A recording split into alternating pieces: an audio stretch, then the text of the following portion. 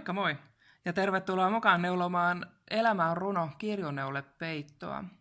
Mä oon Sari Åström ja mä oon suunnitellut tämän peiton Novitan 90-vuotisjuhlan kunniaksi. Vautsi vau! Onnea Novitalle! Mä oon tehnyt tällaisia lyhkäisiä ohjevideoita Novitan sivuilta löytyvien kirjallisten ohjeiden tueksi, ja tällä ensimmäisellä videolla mä näytän kuinka mä luon silmukat ja kuinka neulon ensimmäisen kerroksen. Mä näytän silmukoitten luomisen kahdesti, ensin nopeasti ja sitten perään uudestaan vähän hitaammin. Mä luon silmukat yksinkertaiseen aloituslenkkiin ja teen heti ensimmäisenä kierretyn langan kierron puikolle. Ja sitten lähden luomaan hakemalla langan vuoron perään aloituslenkin sisä- ja ulkokautta. Silmukoita tarvitaan 12. Ja mä neulon niistä ensimmäisen puoliskot yhdelle sukkapuikolle ja seuraavalle loput puolet. Ja myös tämän toisen puikollisen mä aloitan suoraan kierretyllä langan kierrolla. Näin. Sitten kiristetään aloituslenkki. Noin. Ja silmukat on valmiit neulottavaksi.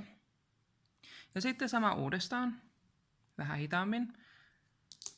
Eli mä tykkään käyttää yksinkertaista aloituslenkkiä, koska se on aika varma kiristettäväksi. Toki tässäkin tämä aloituspää, langan häntä tekee vielä toisen kierroksen tuohon ympärille, mutta alussa mä pidän sen ihan yksinkertaisena.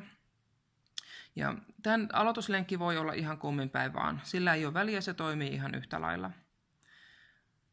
Mä luon ensimmäisen silmukan tekemällä kierretyn langan kierron puikolle, eli se menee todellakin se lanka ihan koko puikon ympäri.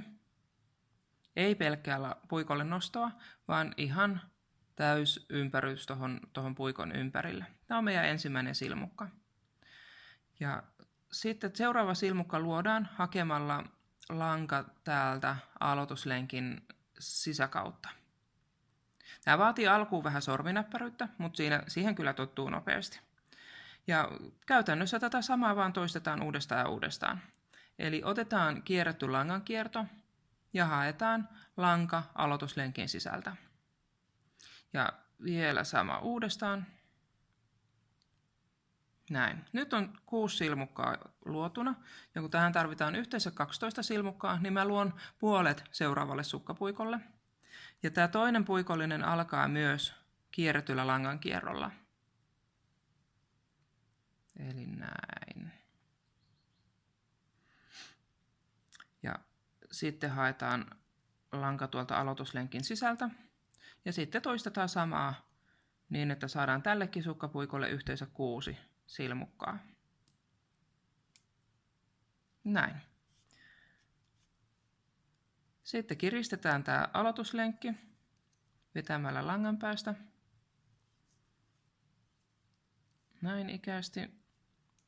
Ja tänne jää joskus tänne toiseen päätyyn tai jopa molempiin päätyihin jää tällainen pieni rusetti, mutta se ei haittaa, se häipyy kyllä tässä ensimmäisen neulontakerroksen myötä pois.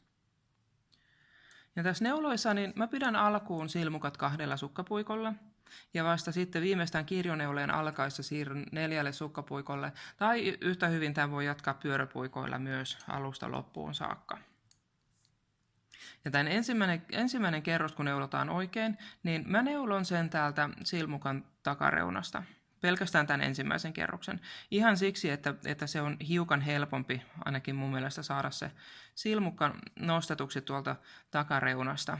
Ja tässä on tosiaan, jos se neuloo normaalisti etureunasta, niin pääasia on vaan, että neuloo sitten koko kerroksen samalla tavalla, ettei sinne tule osa silmukoista niin kuin eri päin. Silloin se voi vähän näkyä siinä lopputuloksessa.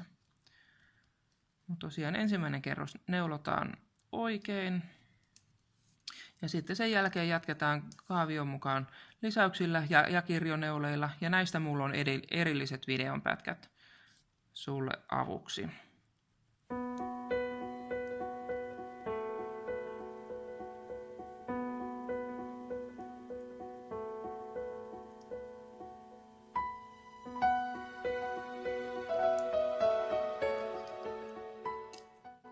Noin. Nyt on luotu silmukat ja neulottu ensimmäinen kerros, joten tästäpä se lähtee. Neulonta Ilva, moi moi!